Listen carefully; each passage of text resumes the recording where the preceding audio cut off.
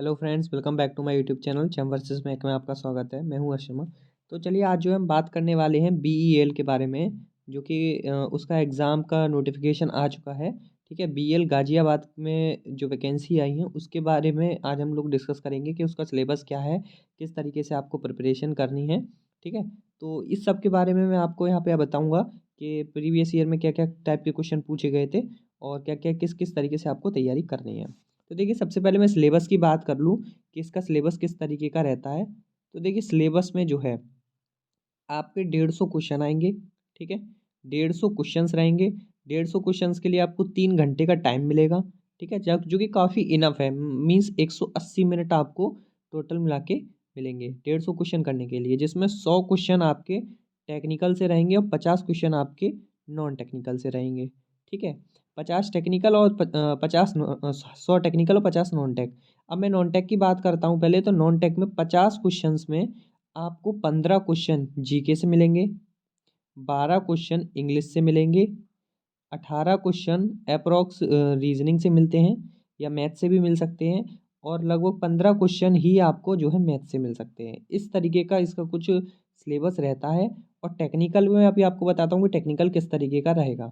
ठीक है, तो अगर देखिए टेक्निकल की बात करें तो टेक्निकल में ये जो है 100 क्वेश्चन आपके सारे के सारे, तो एक तरीके से ऐसे समझिए, न्यूमेरिकल इसमें बहुत छोटे होते हैं, जैसे कार्नोट एफिशिएंसी निकलवा दिया।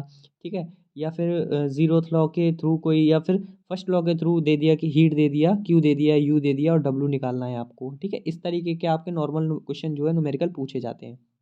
ज़्यादा टफ न्यूमेरिकल नहीं होते, तो वो आप आसानी से कर सकते हैं। ठीक है, तो 180 मिनट काफ़ी ज़्यादा टाइम है, आराम से आप इनको कर लेंगे।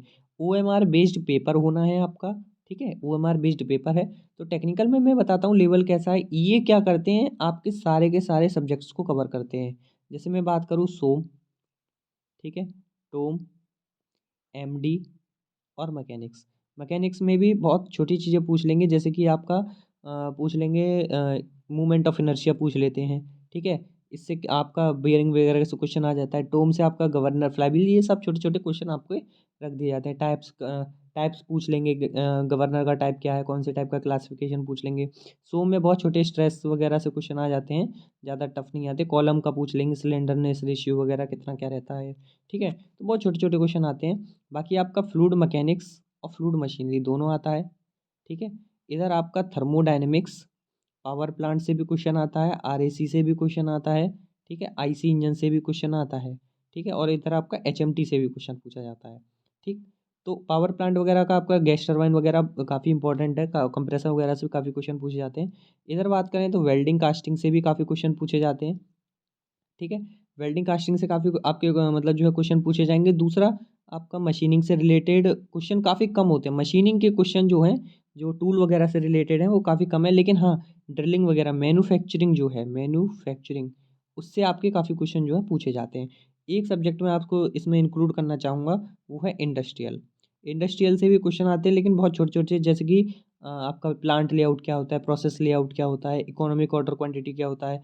ठीक है, ये बहुत छोटे छोटे टाइप के आपके क्वेश्चन जो है पूछे जाते हैं। बाकी मशीनिंग टूल से रिलेटेड बहुत कम पूछा जाता है, रैक एंगल वगैरह ये सब चीज़ें नहीं पूछी जाती, लेकिन आप फिर भी इनको पढ़ लेना एक बार। ठीक है, CNC और ये रोबोटिक्स वगैरह इसमें नहीं आता। CNC या रोबोटिक्स आप कहेंगे, ये इसमें नहीं है। ठीक है, तो ये सब आपको पढ़ने की ज़रूरत तो है नहीं, क्योंकि ये पिछली बार नहीं पूछा गया था। ठीक है, और टूल से भी कम पूछा गया था, लेकिन हाँ, मैन्युफैक्चरिंग से काफ़ी क्वेश्चन रहते हैं।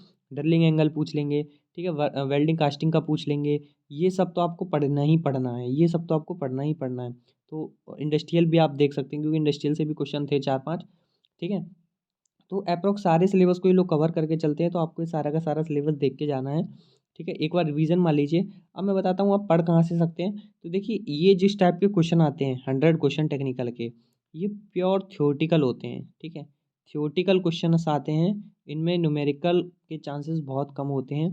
ठीक है, न्यूमेरिकल नहीं आते, और न्यूमेरिकल नहीं होने की वजह से ये सारे के सारे क्वेश्चन जो हैं, यूथ कंपटीशन की बुक है, ज़्यादातर वहीं से रिपीटेड होते हैं। तो आप यूथ की जो बुक है, जो 21,000 क्वेश्चन वाली है, कौन सी है वो, उनको पूरी कर जाइए। आपके 100 के 100 क्वेश्चन आपको यहीं से मिल जाएंगे। लेकिन ये क्वेश्चन हल्के से ट्रिकी होते हैं, थोड़े से कंफ्यूजिंग होते हैं, तो आप इनको जो कन्फ्यूजिंग वाले हैं पहले उनको देखिए, ठीक है, अपना मार्क करके रखिए वो क्वेश्चन, उनको अपना रिवीजन करते रहिए, तो यूथ से आपको ये सारे के सारे क्वेश्चन मिल जाएंगे। बाकी नॉन टेक की मैं अगर बात करूँ तो नॉन टेक जो है इतना टफ नहीं रहता, काफ़ी आसान नॉन टेक आता है, तो आपको बेफिक्र होने की ज़रूरत नहीं, मतलब टेंशन लेने की ज़रूरत नहीं है। उसमें मैथ वगैरह बहुत आसान रहता है, इंग्लिश भी आसान, जीके भी आसान। करंट अफेयर की बात करूँ तो करंट अफेयर के 4 से 5 क्वेश्चन आपके वहाँ पे पूछे जा सकते हैं, ठीक है। तो करंट अफेयर आप ज़रूर देख के जाइए, करंट अफेयर के थोड़ा बहुत करंट अफेयर आना चाहिए। और अगर मैं इसके देखिए बात करूँ, नेगेटिव मार्किंग इसमें नहीं है, ठीक है, no negative marking, negative marking इसमें नहीं है।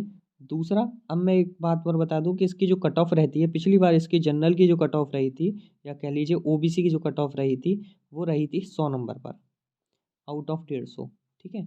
तो पिछली बार जो है कैंडिडेट भी काफ़ी कम थे, इतने कैंडिडेट नहीं थे, 3 सीटें थी टोटल, तो कट ऑफ काफ़ी कम रही थी, ईडब्ल्यूएस की 95 रही थी कट ऑफ, ठीक है।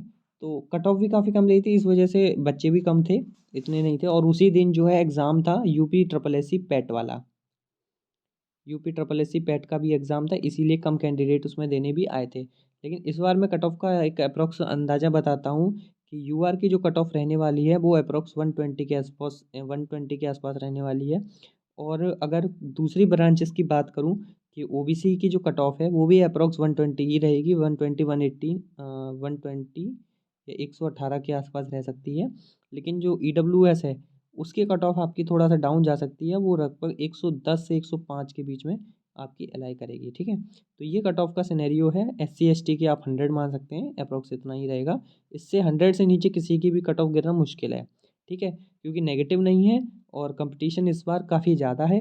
और हाँ, अगर अभी तक आपने फॉर्म ना भरा हो तो आप देख लीजिए, मैं बता देता हूँ, जो आपकी कोर ब्रांच है मैकेनिकल की, सिर्फ मैकेनिकल इंजीनियरिंग, वो ही इसमें अप्लाई करें। बाकी स्पेशलाइजेशन वाले जितने भी हैं, ठीक है, वो अप्लाई ना करें, क्योंकि क्लियरली उनको डीबी में बाहर निकाल दिया जाएगा, कोई मतलब नहीं है उस चीज़ का, ठीक है।